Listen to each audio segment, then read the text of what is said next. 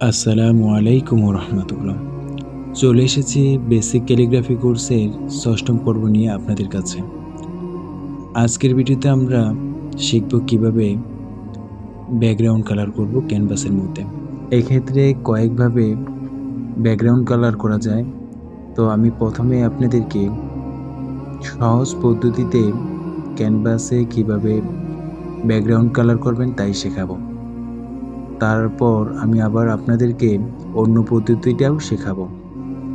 সুতরাং background colour করার জন্য 3টি পর্ব আসবে।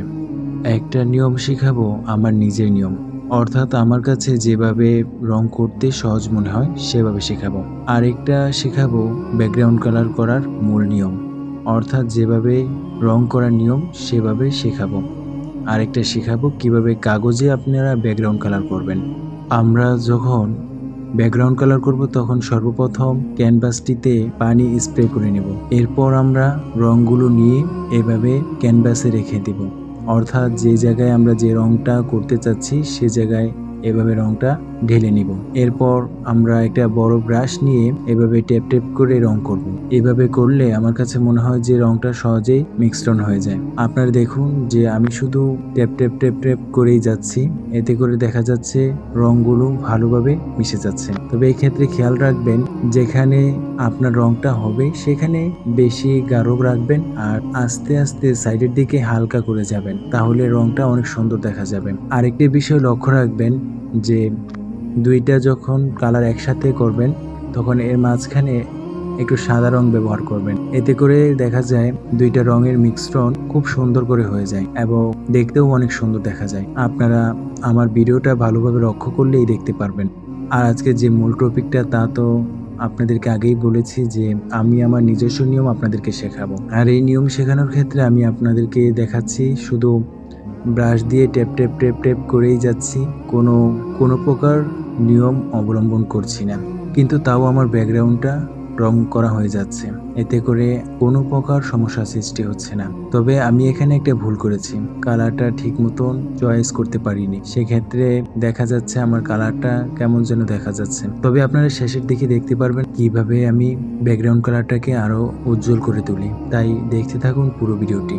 আপনারা ভিডিওটিতে লক্ষ্য রাখুন আমি কিভাবে ব্যাকগ্রাউন্ডটাকে সুন্দর করে সাজাচ্ছি, অর্থাৎ যে জায়গাটা বাজে দেখা যাচ্ছে অথবা যেখানে রং মিক্সড হয়নি সেখানে আমি সাদা রং দিয়ে কিভাবে ঠিক করছি।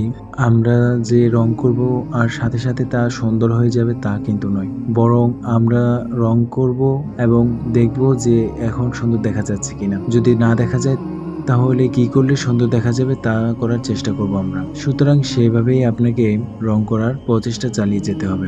আমি যে এই কাজটা একদম সহজেই করে ফেলেছি তা কিন্তু নয়, বরং বারবার দেখতেছি যে কি করলে সুন্দর দেখা যাবে, সেই অনুযায়ী আমি রং করতেছি। আপনারা তা ভালোভাবেই লক্ষ্য করেছেন যে আমি প্রথমে যে রং করেছি তার উপর সাদা রং হয়তো আমি 2 থেকে 3 বার দিয়ে ফেলেছি, কিন্তু সাদা রং ফুটে উঠছিল না, তাই বারবার দিতে হচ্ছিল। এমনি ভাবে আমি যতক্ষণ পর্যন্ত ব্যাকগ্রাউন্ড কালারটা সুন্দর না হবে ততক্ষণ পর্যন্ত রং দিয়ে ট্যাপ ট্যাপ করতেই থাকবো এবং যেখানে যে রংটা প্রয়োজন মনে করব সেখানে সেই রংটা ব্যবহার করব। আর আপনাদের কাছে একটা অনুরোধ থাকবে, আপনারা অনেকেই ভিডিওটি হয়তো পুরোপুরিভাবে দেখেন না। সেক্ষেত্রে দেখা যায় আমি এত কষ্ট করে একটা ভিডিও মেক করলাম অথচ আপনারা ভিডিওটা শুরু করে আবার ভিডিওটা অফ করে দিলেন, অর্থাৎ ভিডিওটা দেখা বন্ধ করে দিলেন। সেক্ষেত্রে দেখা যায় ভিডিওটা অধিক মানুষের কাছে পৌঁছানোর আগেই স্টপ হয়ে যায়।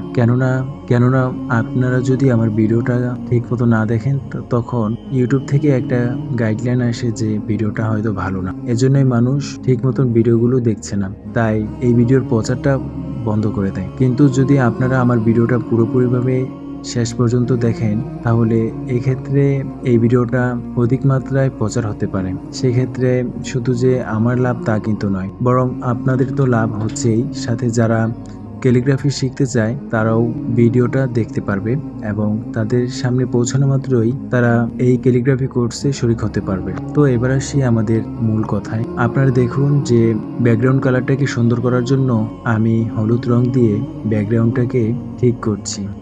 সুতরাং আপনাদের যতক্ষণ পর্যন্ত মনে হবে যে এখনো ব্যাকগ্রাউন্ড কালারটা ফুটে ওঠেনি ততক্ষণ পর্যন্ত আপনাদের বিভিন্ন অ্যাঙ্গেলে রং করে দেখতে হবে যে কিভাবে রং করলে ব্যাকগ্রাউন্ড কালারটা আরো সুন্দর দেখা যাবে। তো আমি প্রথমেই বলেছিলাম যে আমার এখানে রং চয়েস করাটা ঠিক হয়নি, তাই এখানে ব্যাকগ্রাউন্ড কালারটা তেমন ফুটে ওঠেনি। তাও আমি চেষ্টা করে শেষের দিকে ব্যাকগ্রাউন্ড কালারটাকে ঠিক করার চেষ্টা করেছি, তাও আলহামদুলিল্লাহ অনেকটাই সুন্দর হয়ে উঠেছে। তো আজকের ভিডিওটা এখানেই শেষ করছি। দেখা হচ্ছে পরবর্তী ভিডিওতে কিভাবে ক্যানভাসের নিয়ম অনুযায়ী ব্যাকগ্রাউন্ড কালার করব সেই পর্ব নিয়ে। ততক্ষণ ভালো থাকবেন, সুস্থ থাকবেন, নিজের খেয়াল রাখবেন, সাথে চেষ্টা করে যাবেন, সাথে প্র্যাকটিস যেন অব্যাহত থাকে সবসময়। আসসালামু আলাইকুম রহমতুল্লাহ।